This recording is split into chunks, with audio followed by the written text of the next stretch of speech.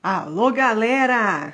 Estamos aqui mais uma vez para essa conversa boa, essa conversa que a gente só sabe onde começa e não sabe onde termina. E se não terminar, se o Instagram não derruba a gente continua até amanhã. Ei, Ana Paula, minha parceira do Encontro de Cultura, Everton, meu amigo dançador, Encontro de Cultura. Minha querida Ana Luzia, já vou pôr a Ana Luzia para conversa. Peraí, deixa eu ver como é que eu faço. Já chamei a Ana Luzia, porque a gente tem muita coisa para conversar aqui hoje. Deixa eu ver se ela conseguiu. Deu certo, Ana Luzia? Deu! Muito Gente, deu bom, que certo. lindeza! Deu certo. Você já Deu! estava aqui. Deu certo! A minha internet caiu, deu um pique de energia, não sei se é Ah, em Oliveira, não sei se foi aqui em casa. E aí eu tô no 4G, que a internet não queria voltar. Falei, mas eu não perco essa entendi. conversa, não. Então a gente vai aqui tentando, viu? Se eu der umas travadinhas, vocês vão aguentando, viu, gente? Mas hoje a estrela da noite é a minha querida amiga Ana Luzia. Já vou apresentá-la. Ana Luzia é professora de História, é mestranda em História na UFSJ, é Rainha Conga de Nossa Senhora das Mercês, aqui em Oliveira e em Joatuba, na comunidade de Braúnas. A Ana Luzia também é cofundadora do Encontro de Cultura Afro-Brasileira de Oliveira, do qual há um tempo eu faço parte com muita alegria, um grupo que é muito importante na minha vida, depois eu vou contar para vocês. E a Ana Luzia também é membro do GT de Emancipação e Pós-Abolição de Minas Gerais. Então, olha que pessoa, gente, que está aqui com a gente. Então, eu queria que vocês que estão chegando aí mandassem para mais pessoas, porque o assunto de hoje ele diz respeito a todos nós brasileiros. Né? Ele diz respeito a mim, ele diz respeito a cada um de nós. E vocês vão entender por quê ao longo dessa conversa. Né? E aí eu vou dizer também um pouco de mim, que eu nunca me apresentei nas lives, eu já chego, supondo que todo mundo me conhece, né? Mas hoje é importante eu dizer um pouco de onde eu também estou falando, né? Que eu estou aprendendo com o Encontro de Cultura sobre o lugar de fala. Então, eu sou Marina, eu sou psicóloga aqui de Oliveira, uma pessoa apaixonada pela singularidade das pessoas, vejo uma pessoa única em cada um, vejo essa marca única e para mim sempre foi muito difícil perceber essa diferença de classe, diferença racial, porque para mim todas são pessoas lindas e maravilhosas. Eu nunca consegui entender a separação. Porém, era importante entender para poder fazer um trabalho nesse mundo. E o encontro de cultura me ajuda muito a entender o meu lugar, de onde eu falo e como eu posso contribuir para essa luta. Então, tem 3 anos eu danço no terno de Nossa Senhora das Mercês, danço o reinado. O tambor sempre me chamou, tem alguma coisa ali que mexe comigo, eu ainda não entendo bem o que, mas também não me preocupe em entender plenamente, eu vou, né, nesse chamado. E seguindo esse chamado do tambor, eu cheguei no encontro de cultura afro-brasileira de Oliveira, que eu amo esse grupo, que me ensina muito. Então, é muito importante para mim hoje estar aqui falando com vocês sobre esse assunto que me toca tanto e trazendo essa pessoa que eu amo tanto, que é a minha rainha, né? Minha rainha, porque eu danço no terno de Nossa Senhora das Mercês e a Ana Luzia me acolhe, me ajuda nesse meu processo de me encontrar aí nesse lugar e de construir esse meu lugar. Então seja muito bem-vinda, estou muito feliz de você estar aqui. Estou até tremendo. Você não fala assim não, porque eu sou chorona, eu me emociono fácil. Eu também, É, mas aqui a gente pode emocionar. Também estou muito feliz, Marina, muito agradecida desse ano tão difícil, né? Em termos históricos, né? Em Sim, termos de pandemia, e mesmo assim o Encontro de Cultura ter produzido tanto. sim, Então a gente chega no final, caminhando para um final de ano em que a gente pode fazer uma avaliação muito positiva das nossas ações. E eu quero agradecer desde já ao Veredas por essa parceria já de mais de um ano, né? Como o tempo passa rápido. E por você ter se encontrado no nosso grupo, na nossa banda, no nosso bloco, né? E fazer da nossa bandeira a sua, sim, a nossa, né? Então, muito obrigada, viu? Eu também quero me apresentar, assim, sim. eu sou para além que está no Lattes, né? Uhum, muito mais. Acredito que seja muito mais. Quero Muito. ser muito mais do que Uhum. aquilo. Então, sou mulher preta e nasci no Alto São Sebastião, em Oliveira, um lugar que eu me orgulho muito de ter nascido. E, assim como muitas mulheres pretas nesse Brasil, eu tenho feito a minha trajetória, sabe? De me reconhecer etnicamente, de entender historicamente a minha história, a história do meu povo, e principalmente de lutar por melhorias, pela diminuição das desigualdades em Oliveira, em Divinópolis, que é o lugar que eu resido hoje, e em todos os lugares do Brasil. Eu acho que a nossa luta parece pequena, né? Porque eu compreendo assim que a gente começa dentro de casa. Então, a gente vem fazendo um trabalho dentro de casa, com as nossas famílias, mas reconhecer que esse trabalho precisa ser ampliado. E é aí que a gente passa para as nossas ações sociais com o Encontro de Cultura. Então, nessa minha trajetória, nessa minha jornada, que eu tenho titulado como Caminho de Volta, um caminho de volta às minhas raízes ancestrais, eu tenho vivido muitas dificuldades, mas também muitas alegrias. Então, eu sou essa mulher que estou nesse Atlântico, nesse grande oceano, fazendo essa travessia e tentando levar um monte de gente comigo. Quem quiser, eu estou indo.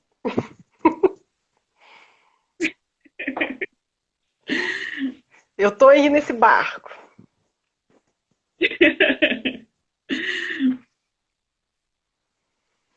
Ana Luzia, eu queria que você contasse pra gente, a gente tem conversado muito sobre isso, né, nesse ano, sobre todo esse movimento da consciência negra, porque eu acho que ele é um movimento, ele não é só um dia, nem é só um mês, ele é um movimento, e eu tenho um carinho pela palavra movimento, porque é isso que faz a gente movimentar no mundo, que faz a transformação, que faz a transição. Então, eu queria que você contasse para a gente sobre esse movimento da consciência negra, a importância dele e o contexto histórico, né? Remontando lá atrás, né, como se deu o processo da abolição, que é tão romantizado e tão enganoso o jeito que é contado para a gente, né, na história oficial. Então, eu queria que você contasse para a gente esse contexto, e aí a palavra é toda sua, vou ficar aqui te ouvindo, que eu adoro. Né? De vez em quando eu vou fazer uma perguntinha ou outra, tá? Mas eu quero mais é te ouvir. Hoje a palavra é sua, a estrela da noite é você. E, e o pessoal que está aí assistindo, que vocês coloquem comentários também. Eu gosto muito de live interativa. Então, deixe seus comentários para a gente poder interagir. Então, com você a palavra. Tá bom. Como historiador, eu não posso deixar de dizer que, assim, durante muito tempo se pautou apenas o sofrimento vivido pelos africanos no período da escravidão, né? E durante muito tempo se contou a história dos africanos a partir da escravidão. E isso foi um erro muito grave, porque é como se os nossos antepassados, os nossos ancestrais, começassem a sua vida, a sua trajetória cultural, a partir da escravidão e da exploração, né? E é uma história muito longa e muito bonita que antecede todo esse processo da escravidão e que o Brasil, de modo geral, a historiografia brasileira, tem se despertado, eu posso dizer aqui, há pouco tempo, né? Porque nós vivíamos, assim, naquele mito da democracia racial, né? E à medida também, é claro, que a historiografia reconhece os seus erros, ela também começa a avançar nessas narrativas, né? Então, para a gente entender esse contexto hoje que nós vivemos, do Dia da Consciência Negra, nós precisamos, como você mesmo colocou aí, a entender um pouco mais, né, um tempo anterior a esse que nós vivemos. Eu acho que o papel da história é essa também, é nos relembrar, é nos fazer compreender os processos. O Dia da Consciência Negra é um processo, assim como a história é processo. A gente não analisa fatos isolados, a gente analisa processos em sua longa durabilidade, em sua longa duração. Então, a gente não estuda só o 13 de maio, que é o período em que marca, né, com a Lei Áurea e a abolição, mas a gente estuda todo o processo, o antes, o durante e o depois. Então, a primeira coisa que a gente precisa aprofundar é conhecer a história desses povos africanos, que são diversos. A África é um grande continente muito diversificado, composto por vários povos, com culturas distintas, línguas distintas, né?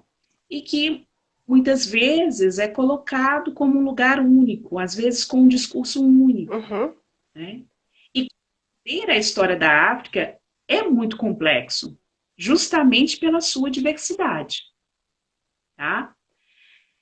Então, a gente sabe que desde o início do processo do colonizador, a mão de obra utilizada nas Américas era uma mão de obra escrava, né? A gente sabe muito bem que isso começa com a exploração dos povos tradicionais, os povos indígenas, e depois, com o processo de evolução desse projeto colonizador, surge uma grande necessidade de mão de obra para trabalhar principalmente nas lavouras de cana-de-açúcar, né? E com esse processo é que começa efetivamente o tráfico de africanos para o Brasil, né? A gente também precisa lembrar que o tráfico ele vem para toda a região do continente americano, né?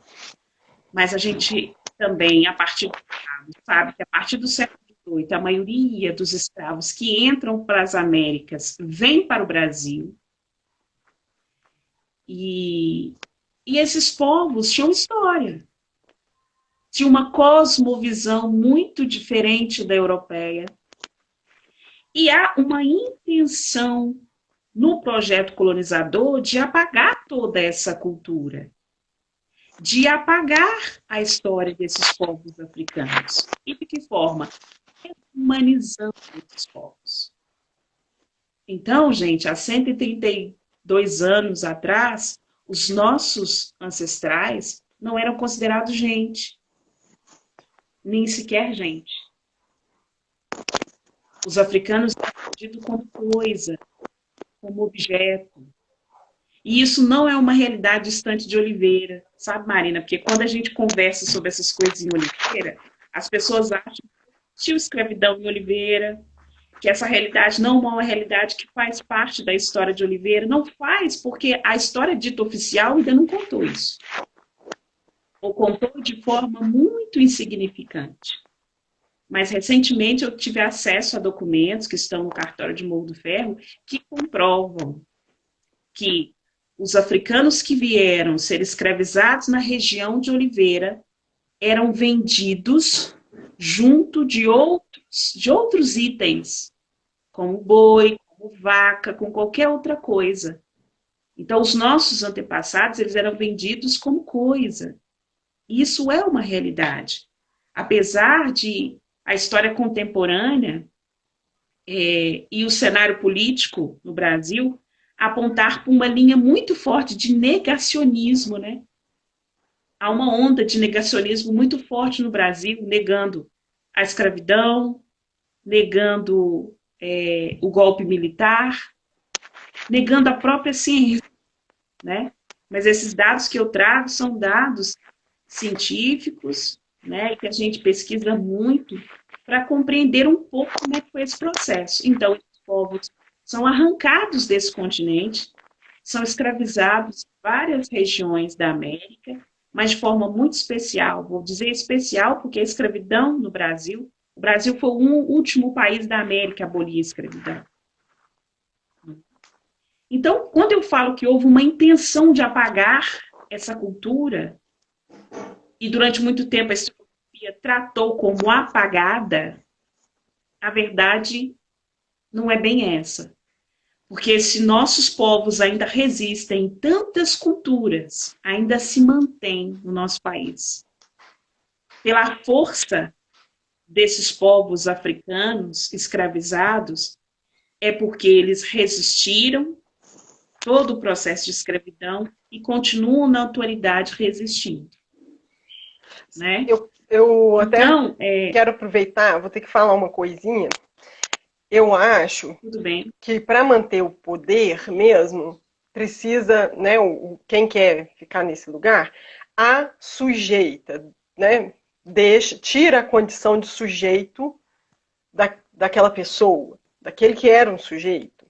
E eu fico pensando, hoje que eu conheço cada vez mais a história da África e desse povo ancestral, me transmite uma força tão grande que eu acho que esse povo colonizador tinha muito medo dessa força.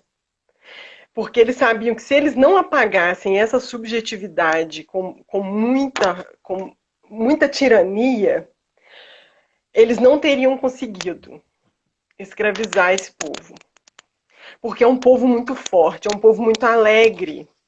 Tem uma alegria ali, tem a dança, tem uma coisa do corpo, tem uma resistência com toda a existência mesmo, de corpo e alma. Então, por isso que eu acho que foi um processo de escravidão teve que ser tão duro, porque senão nunca teria havido a escravidão. Porque esse povo é muito forte. É essa força que me chama, sabe? E tem uma coisa aí, né? Tem uma beleza aí que se não fosse apagado com muita força, não tinha dado certo. Você tem essa impressão também?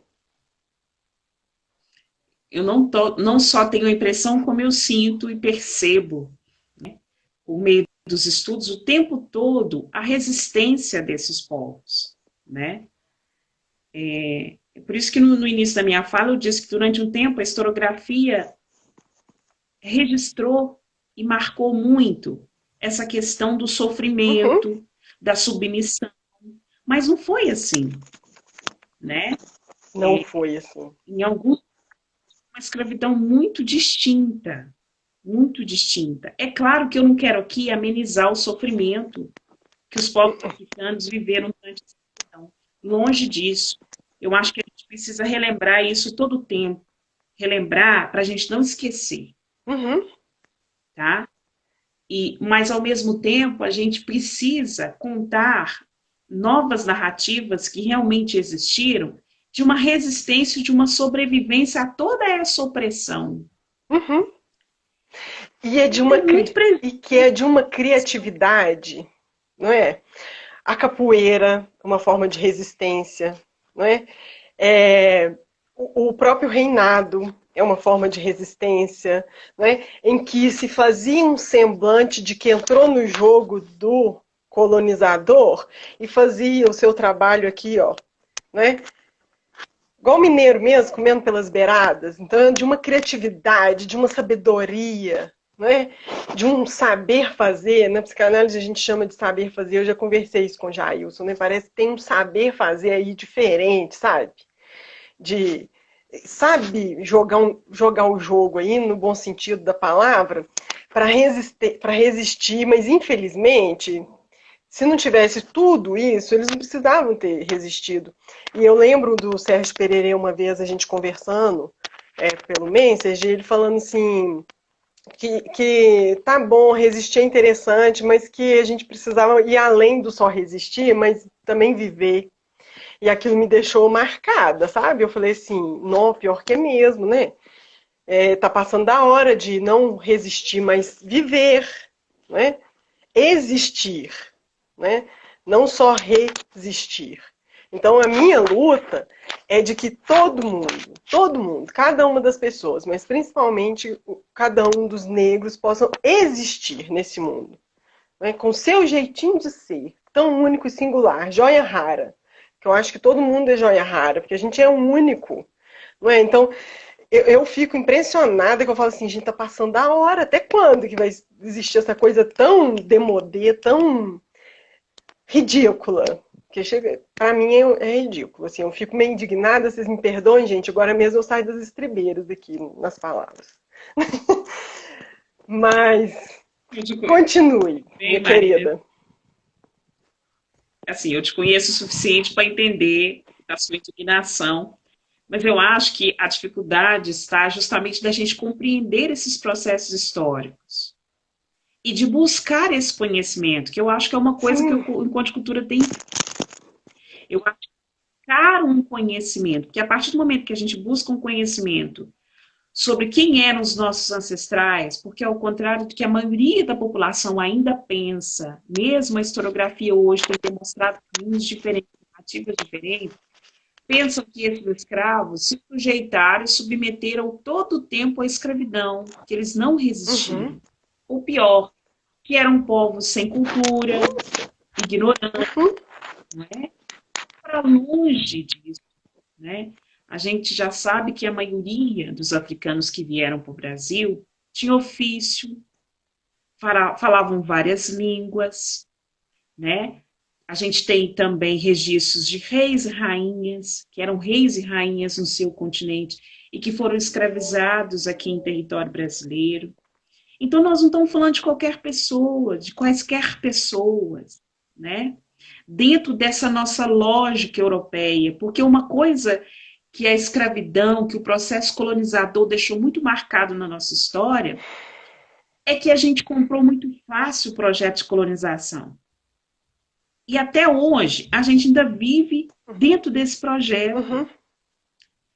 Então, por isso, eu acho que a grande dificuldade, primeiro, hoje, dos afrodescendentes se aceitarem e se reconhecerem dentro desse grupo étnico, né? E segundo, da população em geral, principalmente dos brancos, é compreenderem a nossa cultura, o nosso modo de viver.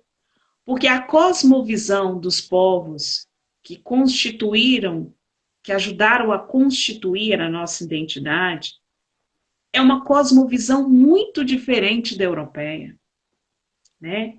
A concepção de vida, a concepção de morte, a concepção de energia, a concepção de como que é criado o mundo, né? É lindo. A concepção de sagrado, a concepção de físico e espiritual, tudo é muito diferente do europeu. Então, eu acho que o conhecimento abre porta, tira viseira, empurra barreira. E foi isso que eu, assim, é isso que eu tenho feito nesses últimos 16 anos. Uhum. Porque uma das grandes dificuldades, Marina, também da gente enquanto afrodescendente, como eu já disse aqui, é se reconhecer, Sim. se afirmar. Porque existe uma violência que persiste na nossa história. Uhum. Então, todo o tempo que eu estou lutando para me afirmar, né, enquanto pertencente desse grupo, tem a todo tempo uma violência por detrás dessa minha caminhada que muitos desanimam. Uhum. Então, aí, os processos e tentativas de branqueamento, né, que é muito complexo ainda da gente analisar. Uhum. Mas, voltando à sua questão, porque a gente fica pensando num monte de coisa, eu queria só trazer alguns dados aqui que eu acho que são importantes. Sim. Fiz aqui minha colinha para a gente não esquecer. Primeiro, lembrar que houve um processo de abolição que não foi planejado, né? Ele foi meio que sendo construído a muitas mãos, mas sem muito planejamento, sabe? Na minha concepção historiográfica, ele foi construído assim, meio que no empurrão, meio que na necessidade que o Brasil tinha de permanecer no mercado, né? De continuar mantendo, fazendo a manutenção do comércio, né? Então, só para a gente lembrar, em 1845, a Marinha Britânica, ela proíbe, né, qualquer tipo de transporte de navios que transportassem escravos, né, pessoas escravizadas. Esse é o primeiro passo que depois dá origem à Lei Eusébio de Queiroz, em 1850, que proíbe o tráfico negreiro no Brasil. Tá?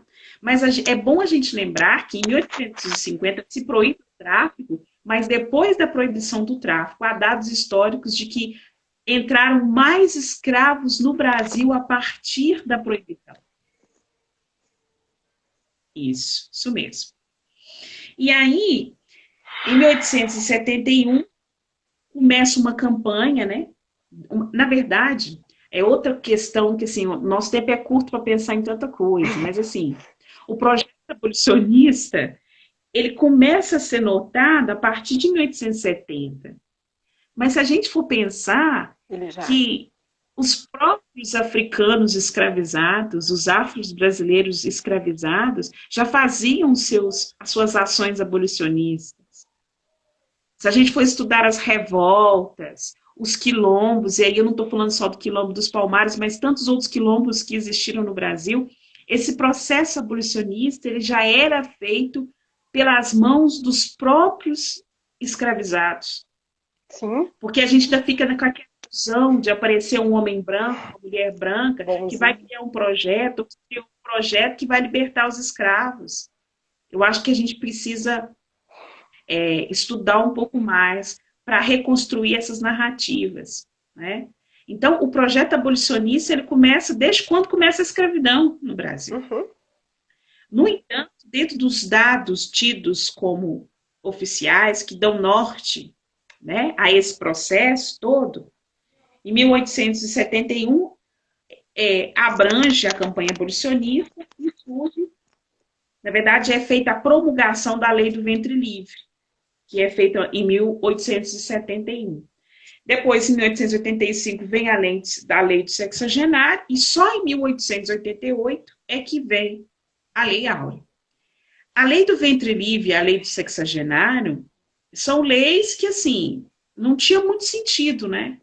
Porque a lei do ventre livre é que as mães que dessem à luz a partir daquela data, né? No caso, a partir de 1871, perdão, as crianças nasceriam livres. Mas como essas crianças seriam livres com as mães escravas? Né? A mesma coisa a lei do sexagenário, que compreende a liberdade do escravo a partir do momento que ele completar 60 anos. Nas condições de vida em que os escravizados viviam no Brasil, eles não chegariam aos 60 anos. É a famosa lei para inglês ver, né? Para inglês ver, né? Então, e em 1888, Marina, acontece a Lei Áurea. E aí é outra questão, inclusive, que a gente tem uma dificuldade até de conversar com alguns Reinadeiros e Oliveira. Existe em Oliveira também essa questão de contemplação da Princesa Isabel, né? Que é uma coisa que às vezes me incomoda muito. A mim também. Porque ela não foi a santa, a bondosa, que libertou os escravos. Ela apenas assina uma lei, né? Que já vem há muito tempo o Brasil sendo obrigado a fazer. Que, inclusive, a Inglaterra coloca isso como uma condição para dar continuidade ao comércio. Né?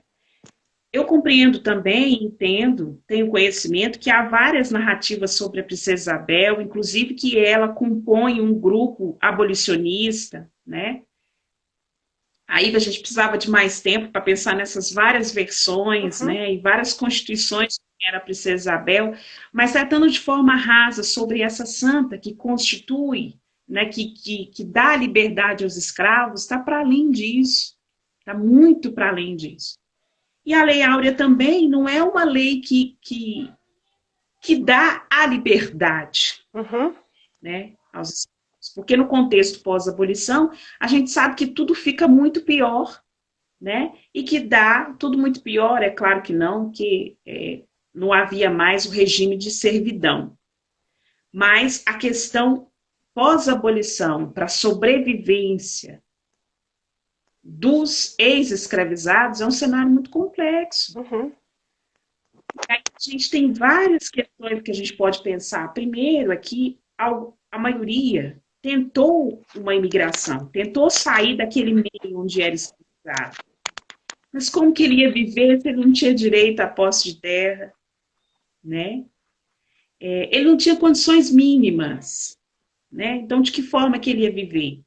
Então, uma das primeiras características que esses ex-escravos ganham é de vagabundagem, de totalmente termos pejorativos que enquadram o sujeito que não teve, após a abolição, nenhum tipo de projeto para que ele fosse reenquadrado socialmente, para que ele fosse inserido na sociedade, né? Não vou nem enquadrar, porque acho que essa é a melhor palavra. Que tivesse um lugar, né? Não foi construída mesmo. Não foi construído esse processo de liberdade, de ter um lugar no mundo. Aí, simplesmente soltou, né? E se vira, né? Pois é. E aí o que acontece? Muitos ainda permanecem no lugar de cativeiro. Sim. Né? E aí os grandes fazendeiros também, no pós-abolição, eles começam a cobrar do governo um posicionamento também com relação a esses ex-escravos que estão soltos, perdidos na visão deles, né? Em território brasileiro. Inclusive, eles não aceitam pagar um salário para esses ex-escravos. Então, assim, são realidades muito complexas que eu estou aqui pontuando, que o nosso tempo é muito curto, mas só para dizer, assim, que o 1888, 13 de maio de 1888, ele significou, em termos sociais, em termos de inserção do negro na sociedade, ele significou muito pouco. Muito pouco. E aí eu chego no ponto que você me colocou, que é sobre o Dia da Consciência Negra. Eu acho que tudo isso que eu disse até agora nos ajuda a construir uma consciência que nos ajude a pensar e aprofundar nessas questões da negritude no nosso país. Questões essas sociais, econômicas, como já dizia o professor Silvio de Almeida, né, na obra Racismo Estrutural, que ele fala que não dá para pensar o Brasil hoje, não dá para pensar na questão econômica, nas questões sociais e políticas, sem pensar o racismo estrutural. E, aceitando ou não, é uma realidade. Nós vivemos em uma sociedade estruturalmente racista. Então, não dá para terminar com a desigualdade ou diminuir as desigualdades sociais se a gente não pensar nessa estrutura que está enraizada socialmente no Brasil.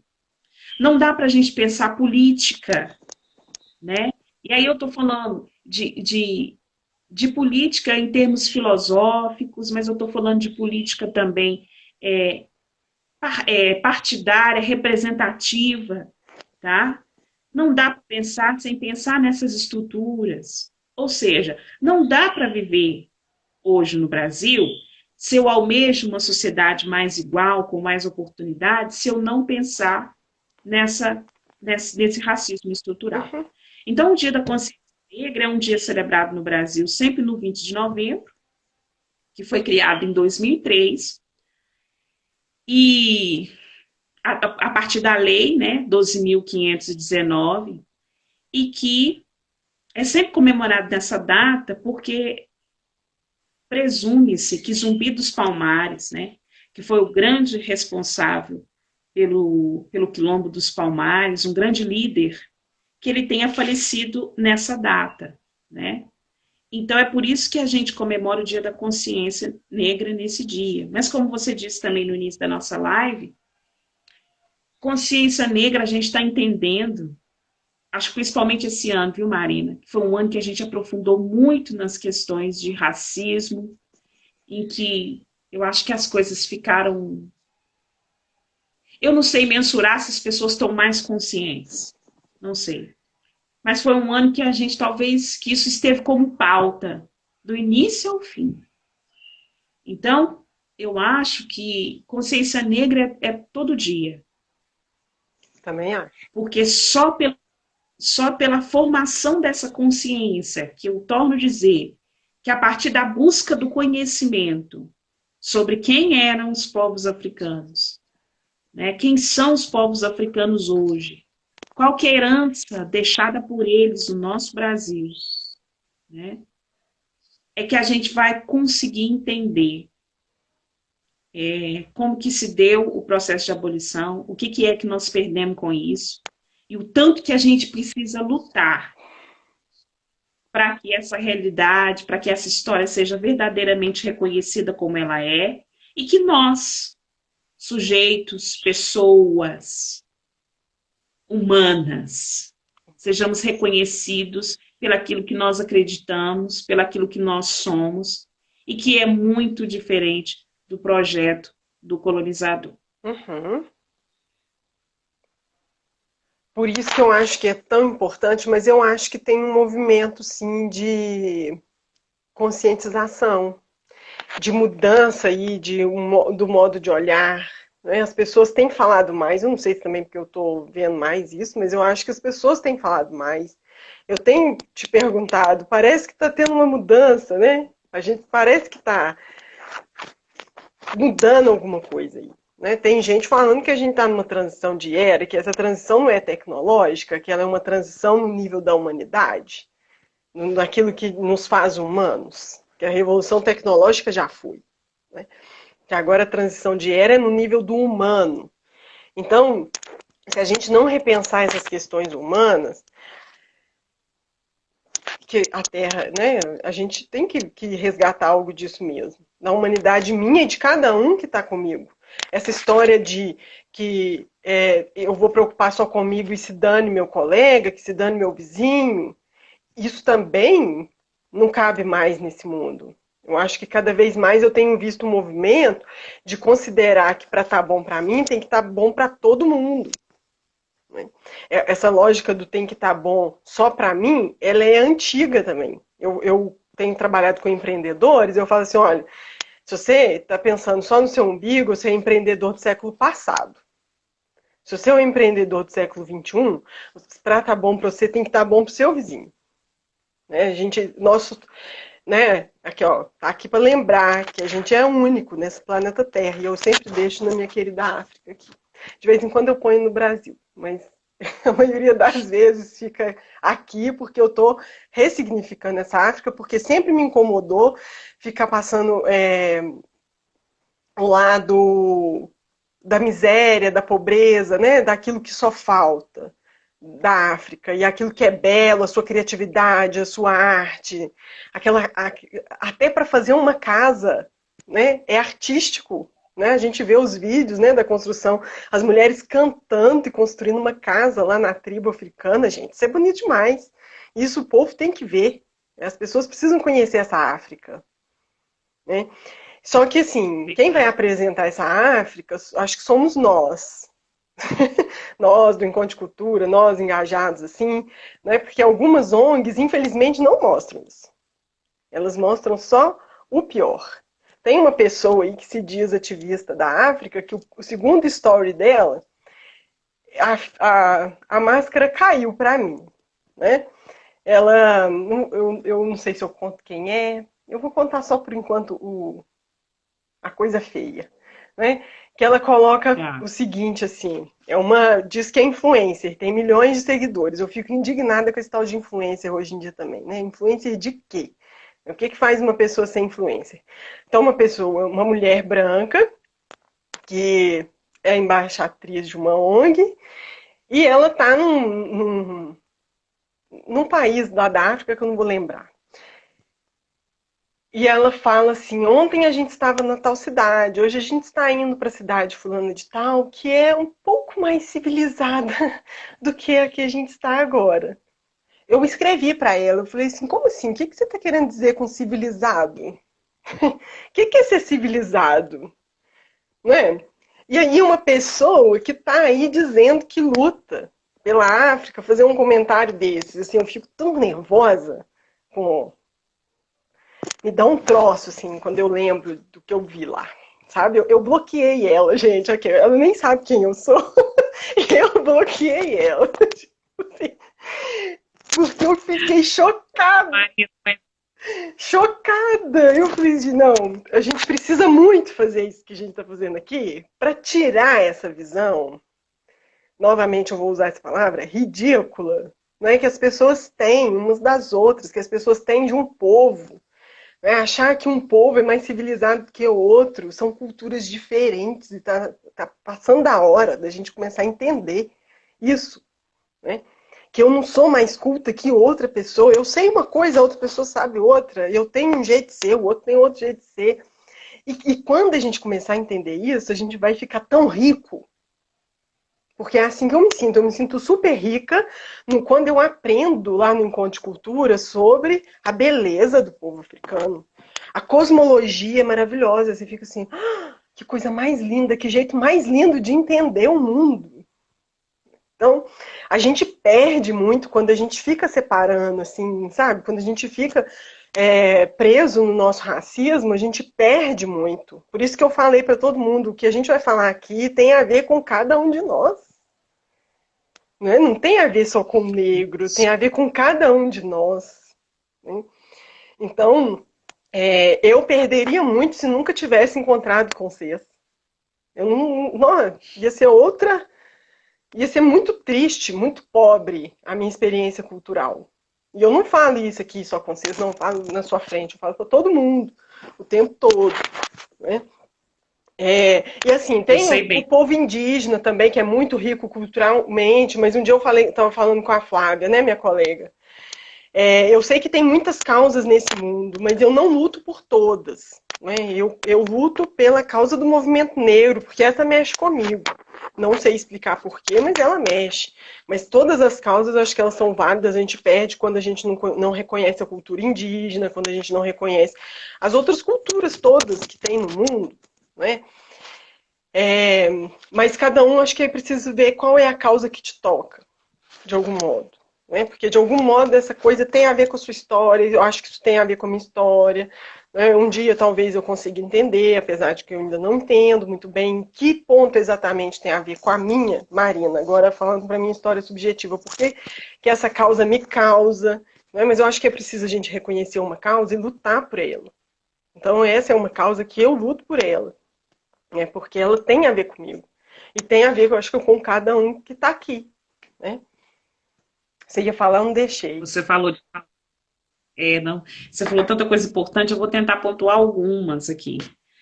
Mas primeiro que eu reconheço, em termos espirituais, eu não vou falar nem religioso, porque eu acho que hoje, falar de religião hoje no Brasil, limita muito a evolução espiritual. E eu reconheço também que religião é uma coisa, espiritualidade é outra. Uhum.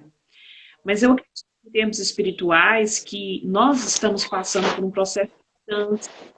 E eu também quero acreditar que mudança é uma evolução humana, né? Porque o que a gente tem assistido nessas últimas décadas é um processo de desumanização, né? Muito grande da humanidade. Uhum. Mas eu reconheço que nessa mudança nós estamos tentando talvez encontrar um equilíbrio.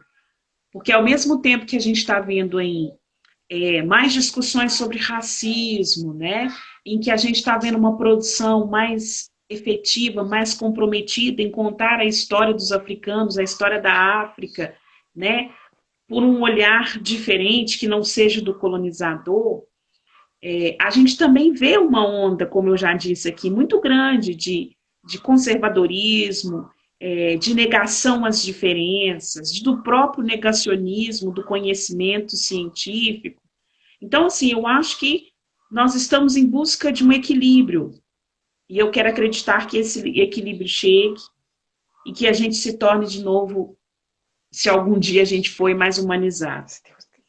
Queria dizer também que eu estou tendo a oportunidade de conhecer, Marina, e assim como você, uma mulher branca, de conhecer outras pessoas que têm levantado as suas causas e lutado pelas suas causas. E acho que a causa indígena, a causa africana no Brasil deve ser luta, bandeira de todos. Porque esse povo é que é os principais responsáveis pela identidade, né, brasileira. Mas eu entendo perfeitamente que nós precisamos fazer escolhas, não dá para a gente abraçar o mundo inteiro, não é? Querer fazer tudo porque a gente não dá conta. Então, eu acho que uma vez que você assumiu a sua bandeira, é fazer a sua parte na sua família primeiro, que eu acho que é o primeiro lugar. Nos espaços socialmente que você tem convivência, né, que você convive, e futuramente, se você tiver a oportunidade de fazer um trabalho social já tá calmo. Mais efetivo, que faça, né? Que faça. Então, eu acho muito importante que você, mulher branca, se reconhecer no seu lugar de privilégio, que hoje talvez a maior dificuldade de discutir sobre racismo estrutural seja talvez a falta de reconhecimento dos homens e mulheres brancos dos seus lugares de privilégio. E como tanta gente tem, não é uma fala minha, é fala da professora Djamila Ribeiro, e tantos autores que a gente tem estudado na contemporaneidade, de que a maioria desses homens e mulheres brancas estão vivendo nas custas desse racismo estrutural. Enquanto o povo negro está lutando aí para conseguir uma vaga de emprego, né? Para conseguir uma ascensão, né? Uma vaga de liderança, para conseguir comer, se alimentar, tem um monte de gente branca aí vivendo às custas dessa peleja, dessa dificuldade que o povo afro-brasileiro vive no Brasil. É verdade. Aí, é claro, um monte de gente me questiona, mas tem a questão da pobreza. Claro, gente, tem uma questão da pobreza que é séria no nosso país. Mas a maioria dos pobres são negros. Né? E a pequena, né, quase que insignificante população rica negra no Brasil não é reconhecida como devidamente deveria ser, porque são negros. Né? Então, são questões muito complexas e que não dá para a gente dialogar e conversar no raso. Não dá para a gente continuar com discursos que ficam no senso comum. Porque a gente não vai sair do nosso lugar, sabe? E eu acho que a empatia, se colocar no lugar do outro, se abrir para entender a realidade do outro e valorizar esse Brasil bonito, diverso que nós temos, é um passo importante, sabe? Dessas construções que a gente está tentando fazer. E aí, não sei qual que é o tempo, Marina, estou aqui nessa falação. Eu também acho que a gente tem uns 15, 10 minutos ainda. Entendi. Mas eu queria que eu estou vendo aqui em alguns comentários, mas eu queria falar do lugar do negro nessa história, do próprio afro-brasileiro hoje, na história do Brasil, né? Nesse processo de se reconhecer. Eu quero retomar essa fala, porque eu sei o quanto difícil é. Já falei isso em outras lives, em outros momentos, mas é porque eu falo de um lugar em que eu experimento. Né? Então, se reconhecer negro, afrodescendente no Brasil hoje, é uma dificuldade. E muita gente não quer se reconhecer porque implica questões psicológicas, heranças, memórias herdadas, né? E essa violência que está presente a todo tempo. Uhum. Então, não se reconhecer negro hoje na nossa sociedade afrodescendente, talvez seja o caminho mais curto e menos cansativo para lutar contra a violência. Uhum. Então, o que é isso, né? Existe uma escala aí de preferências no mercado, na convivência social, e quando se é mulher preta, você é preterida, Uhum. né? Então,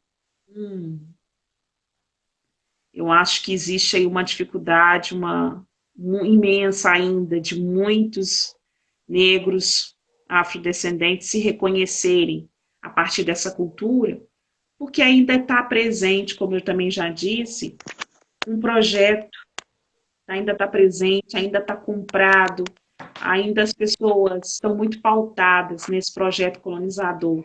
Então a gente cresce ouvindo que o nosso cabelo é ruim, que a nossa pele é feia, que a gente não é capaz de conseguir nada, de conquistar nada, Uhum. né? E muitos de nós acreditam nisso. Uhum. E aí, olha como que a coisa é tão perversa, porque hoje, quando a gente fala, resolve verbalizar essa dificuldade, essa labuta que é ser afrodescendente no nosso país, vira vitimismo. Uhum. Então a gente sofre calado, a gente não pode falar das nossas lutas. Então eu tenho que me desdobrar para conquistar um espaço, algo que vai me ajudar na minha sobrevivência, porque eu acho que é isso. A maioria dos africanos afrodescendentes hoje, perdão, a maioria dos afrodescendentes hoje do nosso país vive lutando para sobreviver, não é? Que a gente está vendo nas estatísticas aí, a maioria das mulheres que são violentadas e mortas são negras, a maioria dos jovens que são mortos, Uhum. né, nas polias, por tiros de polícia, são jovens Uhum. negros, né, o homicídio de jovens negros. Então a nossa população está lutando para sobreviver. Uhum. A gente fala sobre isso, vira vitimismo, Não. não é? Olha, Ainda mais mas a um. gente não vai se calar. Não. Ainda mais o modo em que aí eu vou falar do Encontro de Cultura, né, que é onde eu conheço mais, ainda mais do modo como o Encontro de Cultura coloca isso, as questões. Nunca foi, eu sempre falei isso para vocês, nunca foi desse lugar de vitimismo, sempre foi do lugar de eu tenho voz e vou falar, né? Em alguma hora vocês vão me ouvir. E eu acho que cada vez mais estão nos ouvindo. Encontro de Cultura Afro, Brasileiro de Oliveira, né? Porque cada vez mais vem chegando pessoas, né?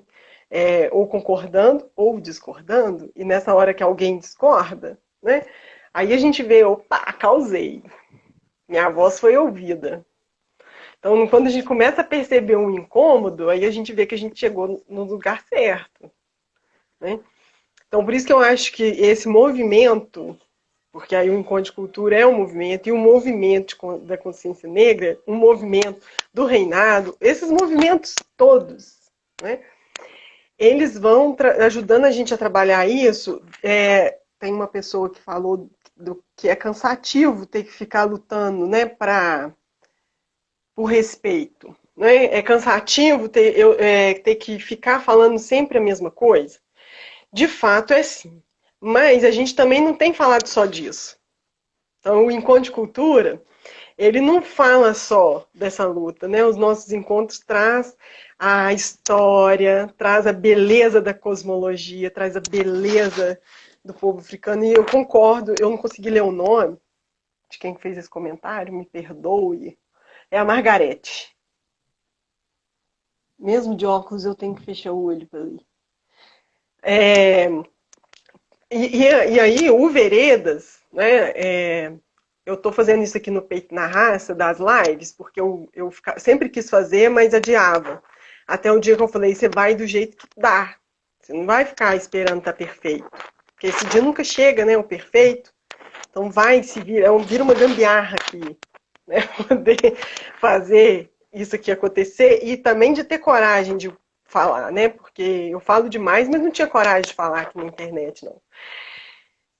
E aí, para o ano que vem, a gente já está organizando, né, de o Veredas ter esses espaços de conversa, mas em que traga a beleza desse povo, que traga a cultura, porque o Veredas mudou, né, ele passou por um processo aí de reformulação e mudou até de nome.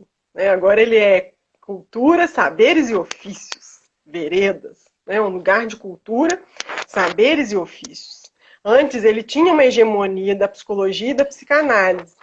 O saber que imperava era esse, no próprio nome chamava Veredas, Psicologia, Psicanálise e Conexões. Aí eu me dei conta, falei, Marina, olha o que você fez nesse nome.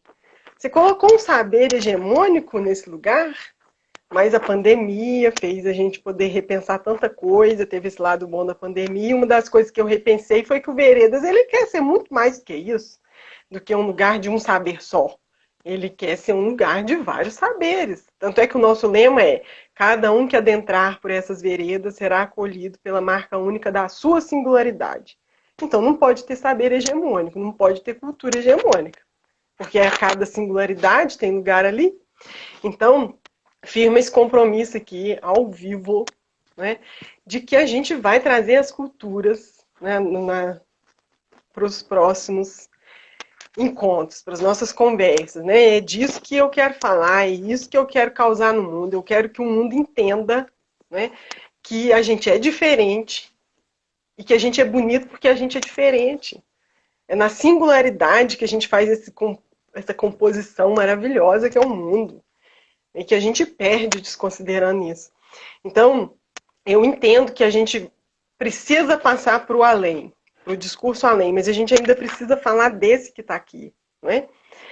E aí, na continuação de o que eu entendo do movimento de consciência negra, eu acho que a gente tem um minutinho, eu vou só introduzir aqui hoje, mas eu vou falar isso mais com a Ana Paula, porque a nossa próxima convidada é a Ana Paula, que super participou aí na live hoje.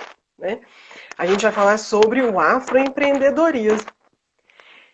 E eu tenho aprendido tanta coisa bonita com o afroempreendedor, o modo como o africano fazia negócio, né? O mercado africano, que coisa mais bonita que era, um outro jeito de entender, né, a circulação das moedas, que eu acho que tem muito mais a ver com o que a gente está propondo para esse novo século, que é as novas economias. Os africanos já faziam isso há muito tempo, né? O que a gente está chamando de novas economias é antigo, quando a gente vai estudar. Eu esqueci o nome dela, que eu sou bem ruim de nome, mas eu estou seguindo uma moça que estuda o funcionamento do mercado africano, que é a coisa mais linda. Eu tenho problema de esquecer o nome, assim, mas eu posso compartilhar depois com vocês. Então, aquilo que a gente chamava de novo é muito antigo, eles já faziam. Né? Então, a gente tem muito o que aprender, gente. E aí, com a Ana Paula, a gente vai poder falar disso, e eu vou falar um pouco mais do que a gente também vinha conversando sobre essas cotas, por exemplo, que a Magazine Luiza faz, colocar as cotas para os negros, né? Que deu um rebuliço danado. As cotas das universidades, se tivesse se a abolição tivesse sido bem preparada, se os negros tivessem sido inseridos socialmente, naquela época, não precisava de nada disso hoje. Então a gente está tendo que fazer o trabalho que eles não fizeram. Então, e é mais difícil fazer, né, o pós do que se tivesse feito na época certa. Então, assim, com essas próximas lives, eu quero trazer aqui para a gente conversar no Veredas e entender por que esse movimento é importante hoje. Por que a gente tem que fazer essas questões das cotas? Por que a gente tem que lutar para que o negro se insira em todos os contextos, político, econômico, né? Para reparar uma coisa que não foi feita. Então, é responsabilidade nossa. Não é culpa. Né? Eu não tenho culpa do que foi feito no passado, mas eu tenho responsabilidade do que vai ser feito hoje. E ser responsável é dar uma resposta. Então, a pergunta que eu acho que cada um aqui pode fazer, qual é a resposta que eu posso dar que rompa com esse sistema antigo, carcomido e antiquado, ridículo, né? Que exclui as pessoas. Então, um a um, porque eu acredito que a mudança social ela acontece num a um, né? É cada um se fazer essa pergunta. Qual é a resposta que você pode dar? Diferente dessa que está sendo dada. Então, é esse que eu tenho tentado fazer. E uma coisa, Marina, também, que a gente tem feito no Encontro de Cultura, que é despertar as pessoas a pensar que as coisas não são naturalizadas, que a gente tende a pensar que o mundo já era dessa forma, né? E que tudo já estava naturalizado. Na verdade, nós é que naturalizamos as coisas.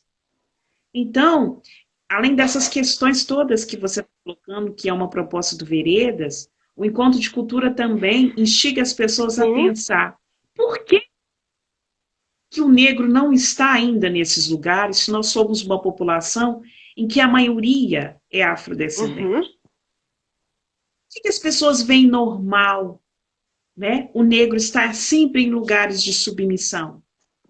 Isso não está dentro da normalidade.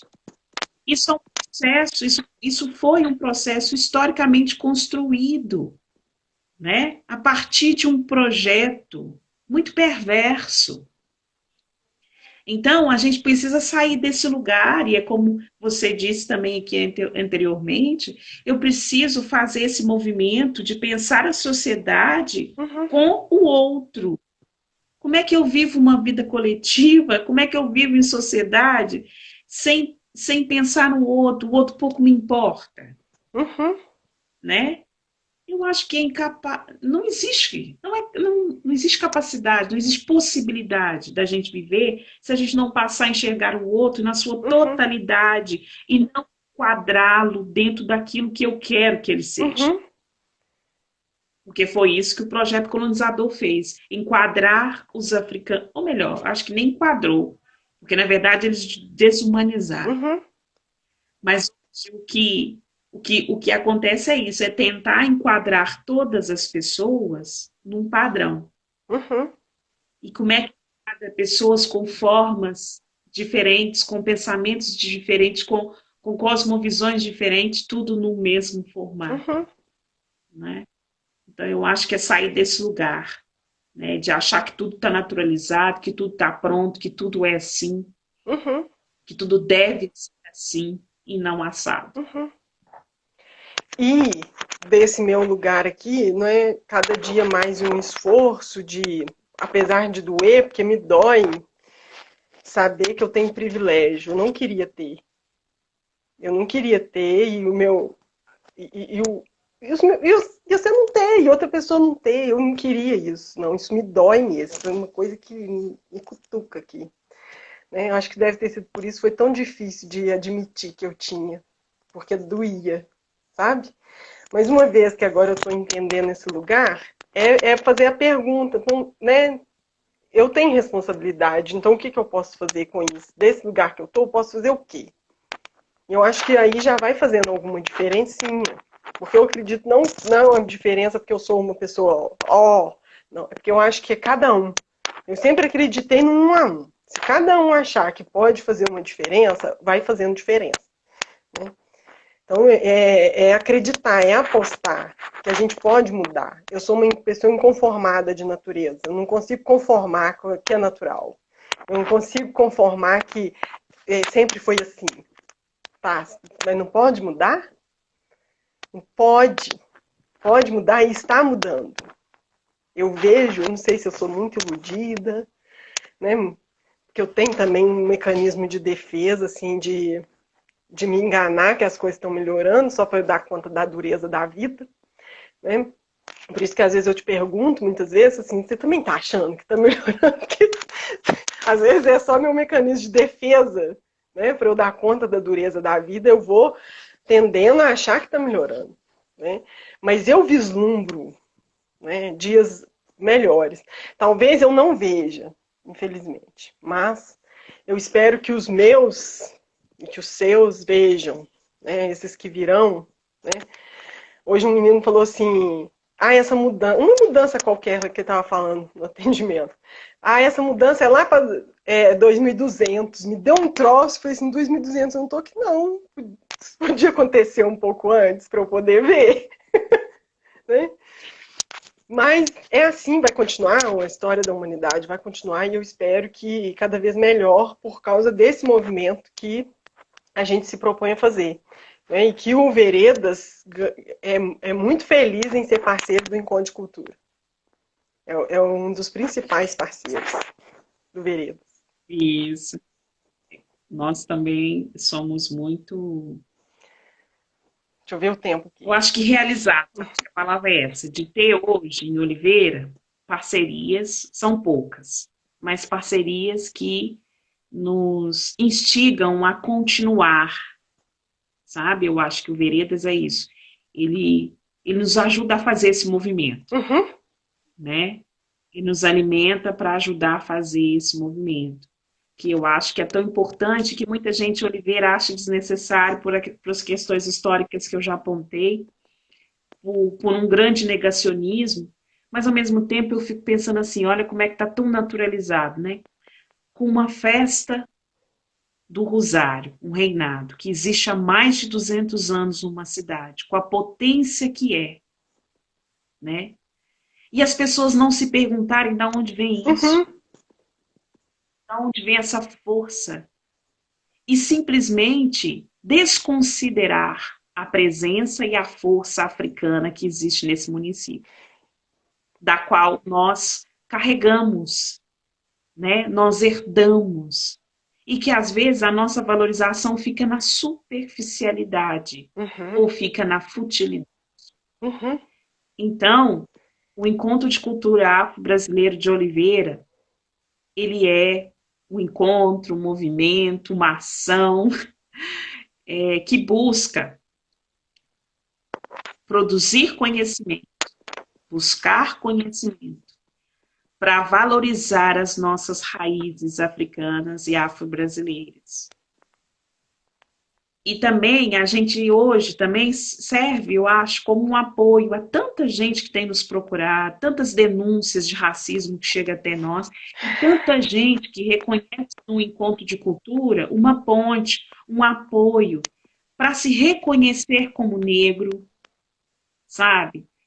Para se assumir enquanto adepto a religiões de matrizes africanas. Porque é isso, né? O processo é tão violento que às vezes as pessoas esquecem.